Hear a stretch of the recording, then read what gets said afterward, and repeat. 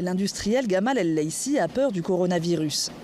Pas pour sa santé, mais pour celle de l'usine pharmaceutique qu'il a montée en 2011. Ici, il produit des médicaments et il redoute une pénurie des matières premières dans les semaines qui viennent. Nous, on dépend de la Chine et de l'Inde car ce sont les principaux fournisseurs de matières premières pour l'industrie pharmaceutique. À cause du coronavirus, les usines chinoises ont toutes cessé leurs activités et celles qui sont en Inde aussi car elles sont approvisionnées par la Chine. Inspection des stocks.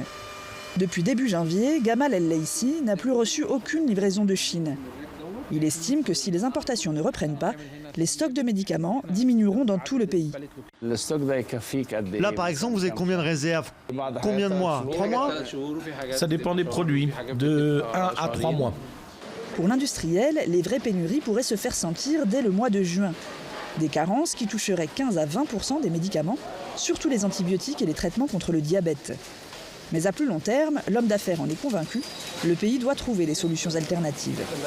Nous devons avoir notre propre production locale de produits pharmaceutiques pour éviter les ruptures de stock de produits finis.